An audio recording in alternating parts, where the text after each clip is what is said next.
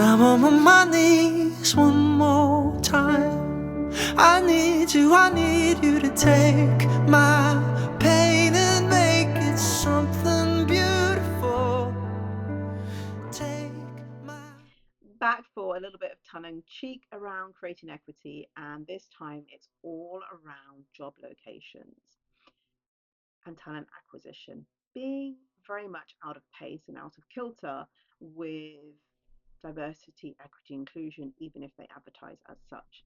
So, what this was stimulated by was more than one, actually, multiple posts by recruiters and talent acquisition, quite influential people, posting that really you should have your location in your CV, you should have your location in your LinkedIn profile, and you as an actual city, not just country, to help them filter.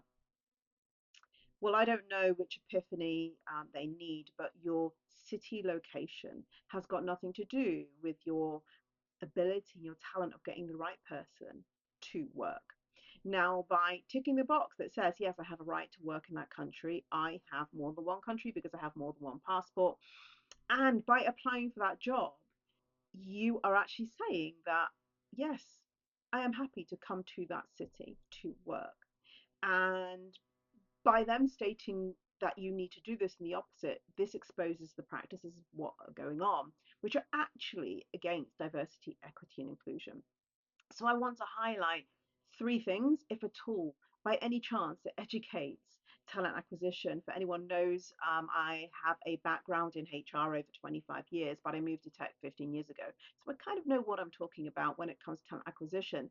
I just wish that we would really upskill a lot of the people in the industry, which actually hold a lot of power. They hold what I call gateholder power, and this is why we're in the mess that we're in. So three things for them, and then I really want to look at what can you do if you're marginalized, because you might be in this mess and it's further oppressing and holding people back from jobs, financial equity, and being able to keep a roof over their head.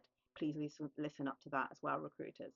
So one is oppression, two is choice, and three is access. If you are at all at talent acquisition with a heart, with a soul, with some integrity, and the ability to filter on something that's not needed in terms of location when you're trying to find the right person for the role. Oppression. You just need to look at Kimberly Crenshaw and Sylvia Duckworth's real wheel of oppression. And actually, geography and location can be a thing which further oppresses people from marginalized groups. It's even more so, for example, if you're applying for a job outside of the UK, but if you have a British passport, because everything has changed with Brexit, you're automatically sifted out. But you may have a British passport, so you're actually not even seeing the talent. And likewise with either countries. That's one. Two is access. For a marginalized person, be it black, be it brown, be it a woman, be it LGBTQIA, be it disabled, think about it as a monopoly board. That state of access to jobs is even more limited to us. Why? Quite plainly, there are not that many companies out there which are truly diverse, equitable, and inclusive. We've seen that from the rollback. We've seen those environments. So, what you're asking people to do is within the limited pool of the city become even less real estate.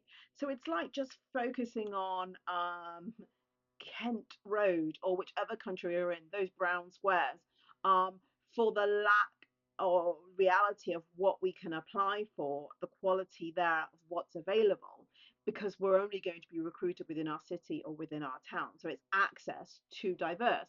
But if you allow us to open up and go, actually, we're happy to travel, we're happy to go to, and we know those companies because we have our network within the equity sanctuary. That's also what's part of it. We have the network of saying, where can you go that's safe? Where can you go? Where should you avoid because it's toxic?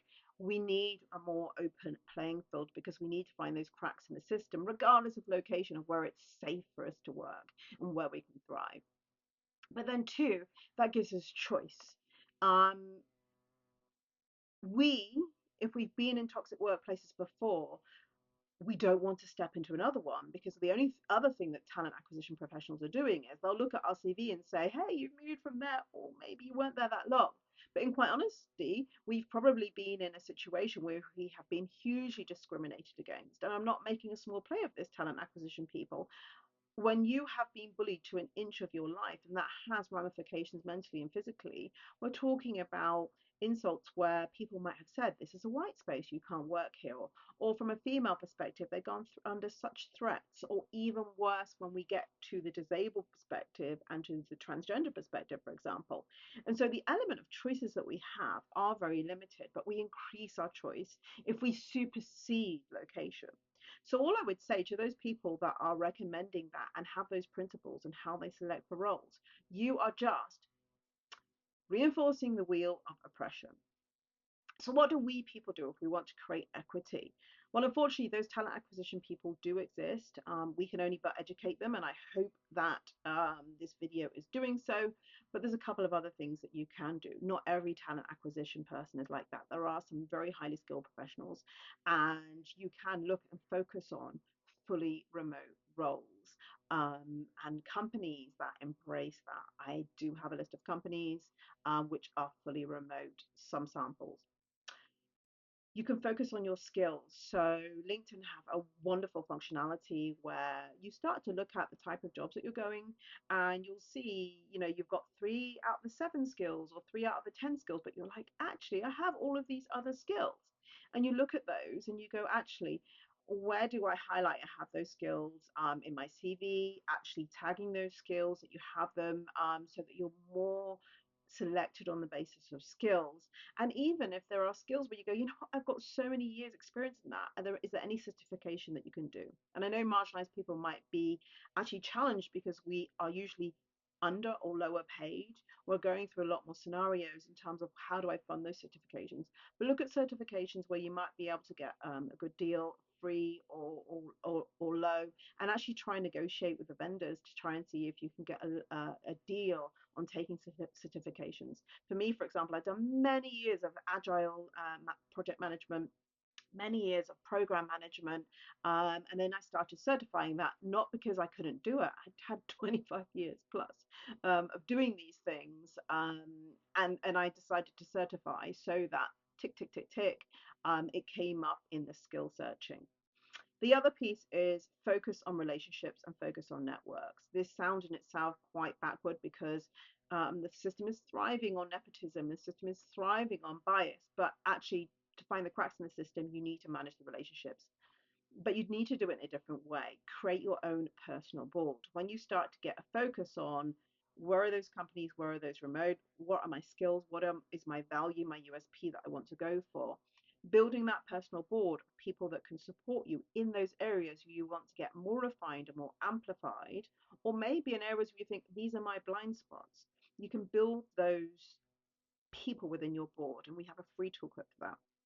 A link will be in the comments.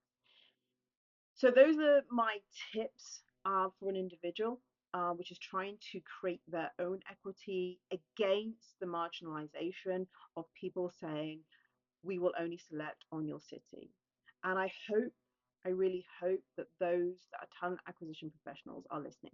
I hope you are listening when you say, when you are only going to select someone in the city, you are marginalizing even further and impeding on people and penalizing people in a system which is already stacked against them, where they have a very limited access to companies which they can actually work.